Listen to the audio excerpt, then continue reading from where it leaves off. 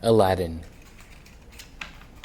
Once upon a time, in an ancient city of Agrabah, there lived a ragged but handsome boy called Aladdin.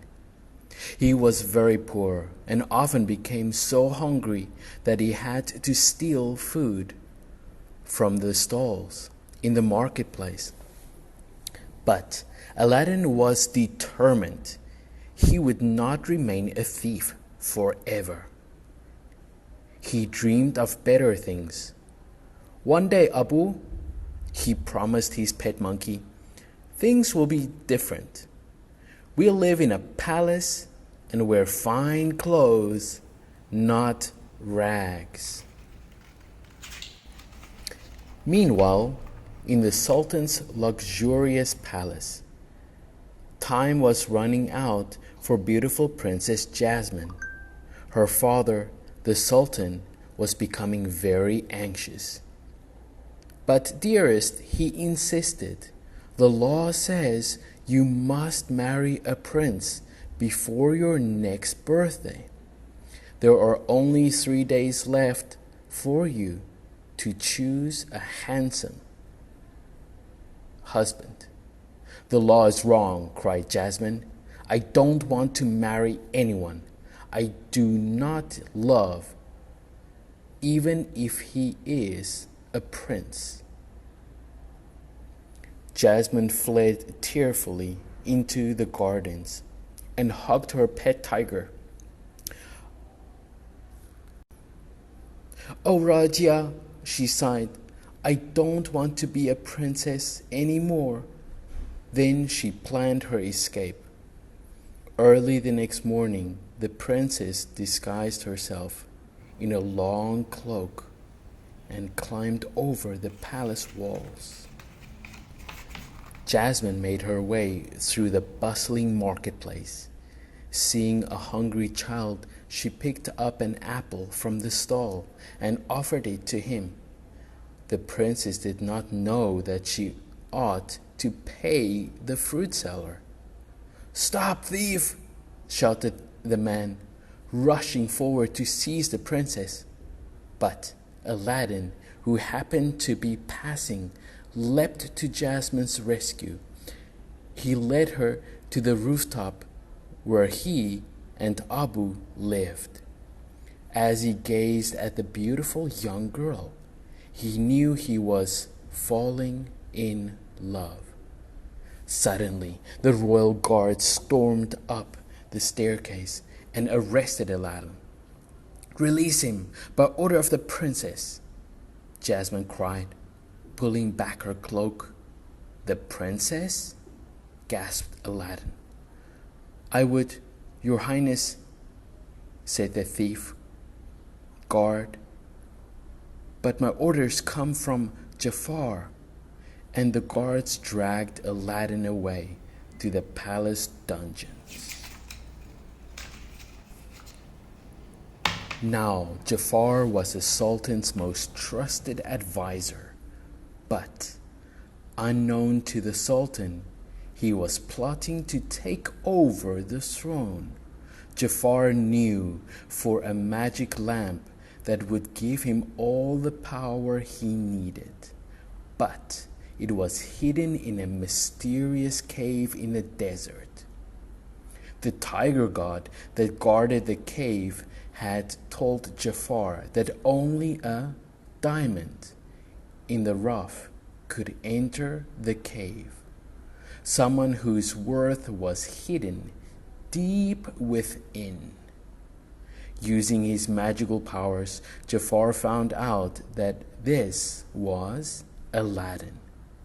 So disguised as an old beggar, Jafar freed the boy from the dungeon and led him through the desert.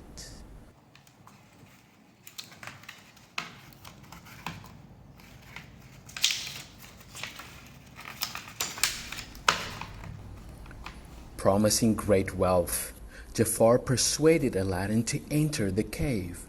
Get the lamp.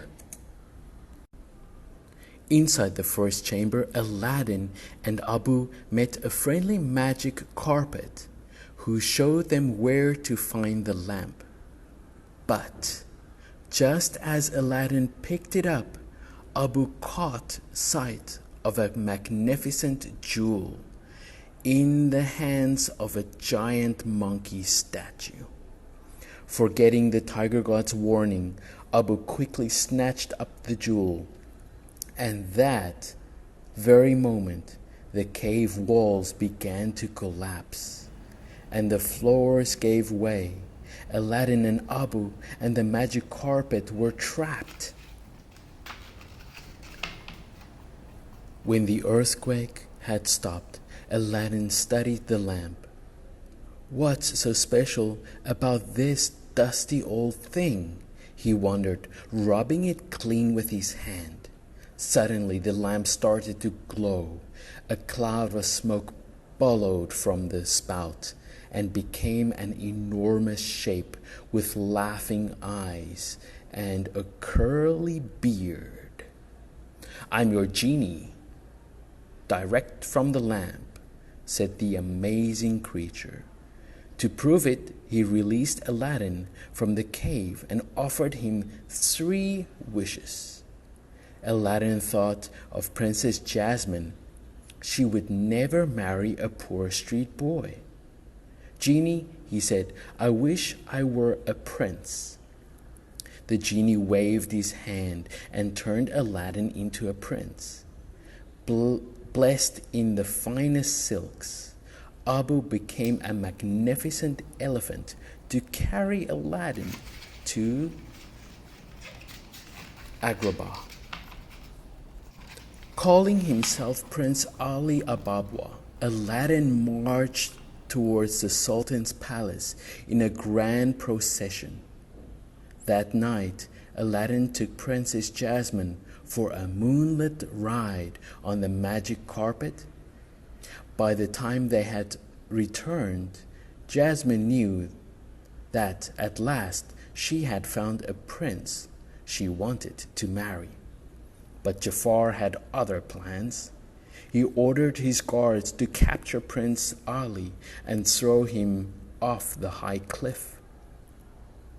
As Aladdin sank beneath the waves, the lamp fell from his turban. Using Aladdin's second wish, the genie saved the master from drowning.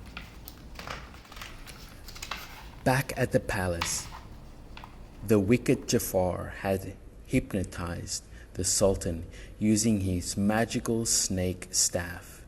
"You will marry Jafar," the Sultan ordered Jasmine in a strange voice. "Never, father. What's wrong with you?" asked Jasmine. "I know," said Aladdin.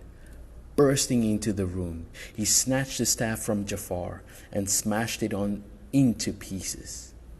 At once, the Sultan snapped out of his trance. Jafar fled, but as he left, he glimpsed the magic lamp hidden in Aladdin's turban. "So," thought Jafar, hiding safely in the tower, "Prince Ali is really that ragged urchin, Aladdin, and he has the magic lamp." But not for long.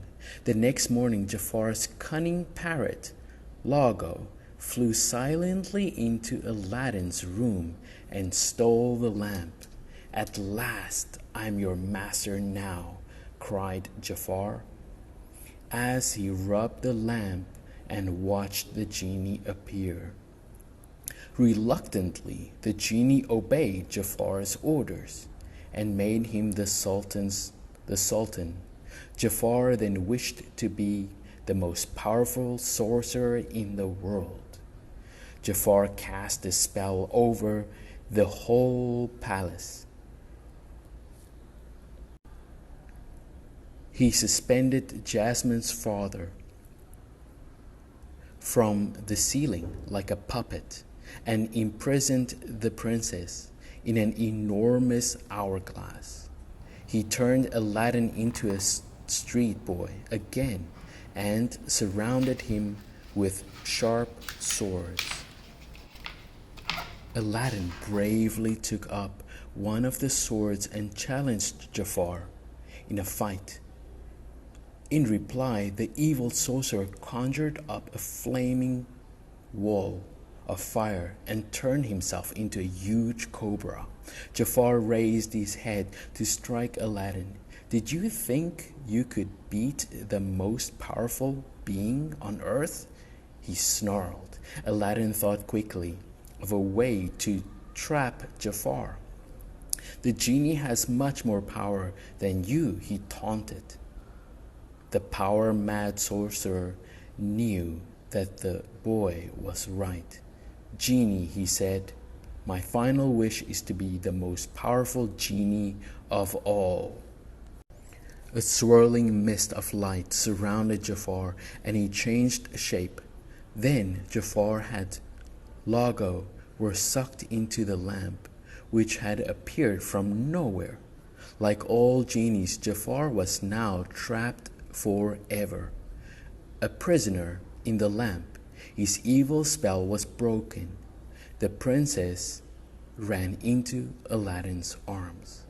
Jasmine, I'm sorry, I lied to you, said Aladdin. I'm not a prince at all.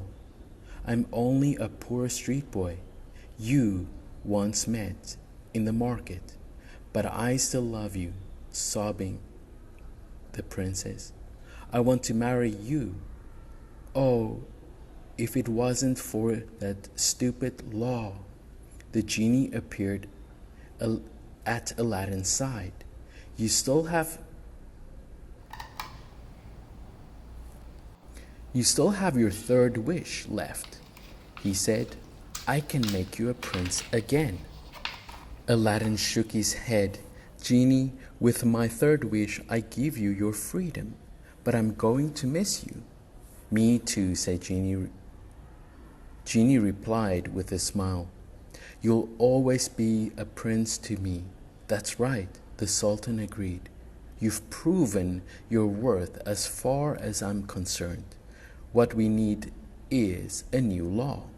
I decree that from this day the princess may marry whomever she wishes. I choose Aladdin, Jasmine cried in delight. Aladdin took Jasmine in his arms. They looked into the sky and watched the genie fly off to a new life in freedom, and they knew that they would all live happily ever after.